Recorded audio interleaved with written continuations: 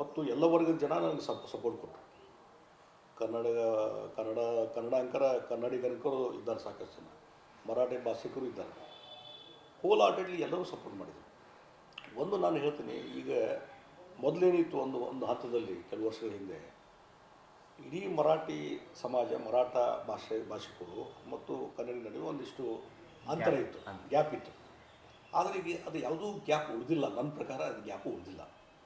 ಇವತ್ತು Belagavi issue, broader issue, ಅದು ಅಸ್ತಿತ್ವನೇ ಉಳಿದಿಲ್ಲ. ಅಲ್ಲಿ ಯಾರೂ ಸಹಿತ ಜನಸಾಮಾನ್ಯರು ಆ ಭಾಷೆ ಮಾತಾಡೋದಿರ್ಬೋದು, ಈ ಭಾಷೆ ಮಾತಾಡೋದಿರ್ಬೋದು, ಜನಸಾಮಾನ್ಯರು ಸಹಿತ ಬೆಳಗಾವಿಯಲ್ಲಿ ಒಬ್ಬರು ಪರಸ್ಪರ ಹೊಂದಾಣಿಕೆ ಮಾಡಿಕೊಂಡು ಹಂಚಿಕೊಂಡು ಕೆಲಸವನ್ನು ಮಾಡ್ತಾಯಿದ್ದಾರೆ, ಅಣ್ತಮ್ಮರಂಗೆ ಕೆಲಸ ಮಾಡ್ತಾಯಿದ್ದಾರೆ, ನಡೀತಾ ಇದ್ದಾರೆ.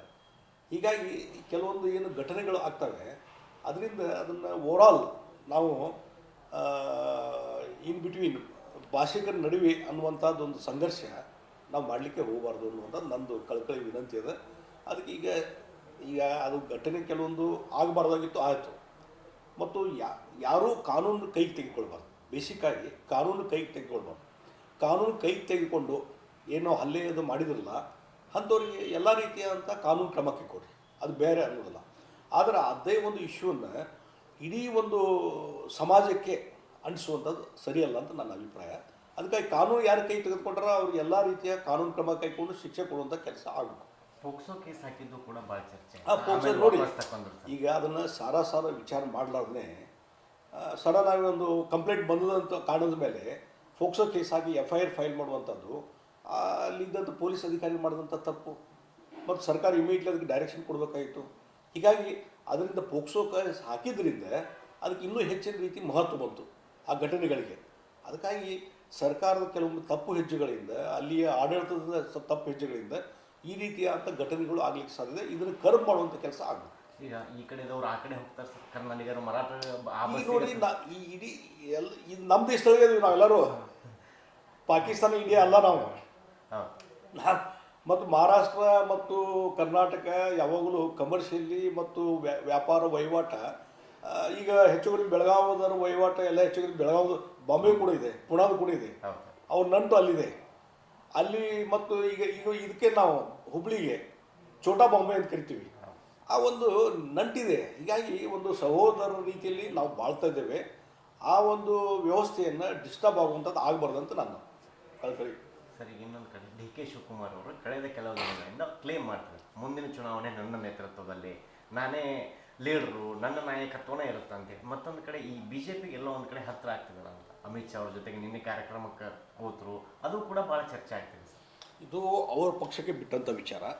ಮತ್ತು ಈ ದೇಶ ಅಂದರೆ ಹಿಂದೂಗಳ ದೇಶ ಇದು. ಬಹುಶಃ ಇಡೀ ಜಗತ್ತಿನಲ್ಲಿ ಹಿಂದೂಗಳು ಹೆಚ್ಚಿನ ಸಂಖ್ಯೆಯಲ್ಲಿರುವಂಥ ದೇಶ ಮತ್ತು ಹಿಂದೂ ರಾಷ್ಟ್ರ ಅಂಥೇಳಿ ಒಂದು ಪರಂಪರೆ ಇದೆ. ಹೀಗಾಗಿ ನಾನು ಹಿಂದೂ ಅಂತ ಹೇಳ್ಕೊಳ್ಳಿಕ್ಕೆ, ಹಿಂದುತ್ವದ ಬಗ್ಗೆ ಮಾತಾಡಲಿಕ್ಕೆ ಇದು ಎಲ್ಲಿ ಅಡ್ಡಿ ಬರಬಾರ್ದು. ಈಗ DK ಶಿವಕುಮಾರ್ ಕಾಂಗ್ರೆಸ್ನವ್ರು ಇರ್ಬೋದು, ಆದರೆ ಅವ್ರ ನಡವಳಿಕೆ ಮತ್ತೊಂದೆಲ್ಲ ಹಿಂದುತ್ವದ ಅಡಿಯಲ್ಲಿ ಇರುವಂಥ ವ್ಯವಸ್ಥೆ ನಾನು ನೋಡ್ತೀವಿ. ಯಾವುದೇ ಹಿಂದೂಗಳ ಕಾರ್ಯಕ್ರಮದಲ್ಲಿ ಅವರು ಭಾಗವಹಿಸ್ತಾರೆ. ಹೀಗಾಗಿ ಅದನ್ನು ಅವರು ಬೇರೆ ಅರ್ಥದಲ್ಲಿ ಕಾಂಗ್ರೆಸ್ಸಿನ ನಾಯಕರು ತಿಳ್ಕೊಂಡ್ರೆ ಅದು ಅವ್ರಿಗೆ ಬಿಟ್ಟಂಥ ವಿಚಾರ. ಹೀಗಾಗಿ ಇವತ್ತು ಯಾವುದೇ ಪಕ್ಷದಲ್ಲಿ, ಇವನ್ ಕಮ್ಯುನಿಸ್ಟ್ರು, ಎಷ್ಟೋ ಜನ ಕಮ್ಯುನಿಸ್ಟ್ರು ಅಲ್ಲಿ ಕೇರಳದಲ್ಲಿ ಹಿಂದೂ ದೇವಾಲಯಗಳು ಹೋಗ್ತಾರೆ. ಹಿಂದೆ ಹಿರಿಯ MS ನಂಬೂದಿರಿಪಾದ ಅವರು ತಮ್ಮ ಧರ್ಮಪತ್ನಿ ಜೊತೆ ದೇವಾಲಯಕ್ಕೆ ಹೋಗಿದ್ದು ನೋಡಿದ್ವಿ. ಕಮ್ಯುನಿಸ್ಟ್ ಯಾವಾಗಲೂ ದೇವರು ದೇವಸ್ಥಾನ ಮತ್ತೊಂದು ಈ ಸಂಸ್ಕೃತಿ ಇದ್ರ ಬಗ್ಗೆ ವಿರುದ್ಧ, ಭಾರತದ ಸಂಸ್ಕೃತಿ ಬಗ್ಗೆ ವಿರುದ್ಧ ಇದ್ದಂಥವ್ರು. ಅವರು ಸಹಿತ ತಮ್ಮ ಕುಟುಂಬದ ಸದಸ್ಯ ಜೊತೆ ದೇವಸ್ಥಾನಕ್ಕೆ ಹೋಗಿ ನಮಸ್ಕಾರ ಮಾಡಿದ್ದು ನಾವು ನೋಡ್ತೀವಿ. ಹೀಗಾಗಿ ಈಗ ಇದ್ರ ಬಗ್ಗೆ ಭಾಳ ಚರ್ಚೆ ಮಾಡುವಂಥದ್ದು ಅವಶ್ಯ ಇಲ್ಲ. ಎಷ್ಟೋ ಜನ ಕಾಂಗ್ರೆಸ್ಸವರು ಇವತ್ತು ಎಷ್ಟು ಜನ ಕಾಂಗ್ರೆಸ್ನವರು ಕುಂಭಮೇಳಕ್ಕೆ ಹೋಗಿ ಬಂದಿಲ್ಲ, ಎಷ್ಟು ಜನ ಕಾರ್ಯಕರ್ತರು ಹೋಗಿ ಬಂದಿಲ್ಲ. ಹೀಗಾಗಿ ಈ ರಾಜಕಾರಣಕ್ಕೆ ಮತ್ತು ಇದಕ್ಕೆ ನಮ್ಮ ಧರ್ಮದ ಆಚರಣೆಗೆ ಒಂದಕ್ಕೊಂದು ತಳಕು ಹಾಕುವಂಥದ್ದು ಅವಶ್ಯಕತೆಯೇ ಇಲ್ಲ. ಅದು ಇನ್ನು DK ಶಿವಕುಮಾರ್ ಆ ರೀತಿ ಮಾಡಿದ್ರು ಬಿಟ್ಟಿದ್ರು ಅನ್ನುವಂಥದ್ದು ಅವ್ರ ಪಕ್ಷಕ್ಕೆ ಬಿಟ್ಟಂಥ ವಿಚಾರ. ಹಾಗಾದ್ರೆ ನಿಮ್ಮ ಪಾರ್ಟಿ ವ್ಯವಸ್ಥೆ ಹಿಂದೂಗಳಂದ್ರೆ ಹಿಂದೂ ದ್ವೇಷ ಮಾಡೋದೇ ಕಾಂಗ್ರೆಸ್ ಪಾರ್ಟಿಯ ಉದ್ದೇಶನೂ ಹೇಳಬೇಕಾಗ್ತದೆ. ಹಿಂದೂ ದ್ವೇಷ ಮಾಡೋದು, ಕುಂಭಮೇಳಕ್ಕೆ ಹೋಗದೇ ಇರುವಂಥದ್ದು, ಮತ್ತು ಮಲ್ಲಿಕಾರ್ಜುನ್ ಖರ್ಗೆ ಅವರು ಕೆಟ್ಟದಾಗಿ ಮಾತಾಡಿದ್ದು, ಮತ್ತು ಇವತ್ತು ಪ್ರಿಯಾಂಕಾ ಖರ್ಗೆ ಅವರು ಏನು ಕೆಟ್ಟದಾಗಿ ಹಿಂದೂಗಳ ಬಗ್ಗೆ ಮಾತಾಡ್ತಾರೆ, ಅದು ನೋಡಿದರೆ ಎಷ್ಟೊಂದು ಹಿಂದೂಗಳ ಬಗ್ಗೆ ದ್ವೇಷ ಇದೆ ಕಾಂಗ್ರೆಸ್ನಲ್ಲಿ, ಇದು ಸಾಬೀತು ಮಾಡ್ತದೆ. ಇದರಿಂದ ಏನು ಕಾಂಗ್ರೆಸ್ ಉದ್ಧಾರ ಆಗೋದಿಲ್ಲ. ಮತ್ತು ಹಿಂದೂಗಳ ಇಲ್ಲದೇ ನಾವು ಬದುಕ್ತೀವಿ ಅಂತಂದರೆ, ನಾವು ರಾಜಕಾರಣ ಮಾಡ್ತೀವಿ ಅಂತಂದರೆ ಬಹುಶಃ ಅದು ನಿಮ್ಮ ಹಣೆ ಬರ ಅಂತ ನಾನು ಹೇಳ್ತೀನಿ. ಅದಕ್ಕಾಗಿ ಇವತ್ತು ಭಾರತ ದೇಶ ಇವತ್ತು ಸನಾತನ ಧರ್ಮ ಮತ್ತು ನಮ್ಮ ಪುರಾತನ ತತ್ವ, ಆದರ್ಶ, ಸಂಸ್ಕೃತಿಗೆ, ಪರಂಪರೆಗೆ ಮೇರುಗಲ್ಲಿದು ಭಾರತ ದೇಶ. ಹಿಂದೂ ಸಂಸ್ಕೃತಿಗೆ ಮೇರುಗಲ್ಲು. ಹೀಗಾಗಿ ಇಲ್ಲಿ ಹಿಂದೂಗಳನ್ನು ಬೈಯುವಂಥದ್ದು, ಹಿಂದೂಗಳನ್ನು ಕೀಳಾಗಿ ಕಾಣುವಂಥದ್ದು ಪ್ರವೃತ್ತಿ ಕಾಂಗ್ರೆಸ್ನಲ್ಲಿದೆ. ಅದು ಬಹುಶಃ ಅದು ಅವಸಾನಕ್ಕೆ ಅದು ಕಾರಣ ಆಗ್ತಾಯಿದೆ. ಕಾಂಗ್ರೆಸ್ಸು ಡೇ ಬೈ ಡೇ ಇವತ್ತು ಅವಸಾನ ಆಗ್ತಾಯಿದೆ. ಅದಕ್ಕೆ ಕಾರಣ ಅಂತಂದರೆ ಹಿಂದೂಗಳ ಬಗ್ಗೆ ಇರುವಂಥ ದ್ವೇಷ. ಈಗ ಕುಂಭಮೇಳವನ್ನು ಕೂಡ ಹೊಗಳಿದೆ ಸರ್ ಡಿ ಕೆ ಶಿವಕುಮಾರ್ ಅವರು. ಅಚ್ಚುಕಟ್ಟಾದ ವ್ಯವಸ್ಥೆ ಇತ್ತು, ಎಲ್ಲವೂ ಸರಿ ಇತ್ತು ಅಲ್ಲಿ ಅಂತೇಳಿ. ಒಂದು ಕಡೆ ಖರ್ಗೆ ಅವರು ಅಲ್ಲಿ ಹೋದ್ರೆ ನಿಮ್ದೇನು ಬಡತನ ನಿವಾರಣೆ ಆಗುತ್ತಾ ಅಂತ ಕೇಳ್ತಾರೆ ಸರ್.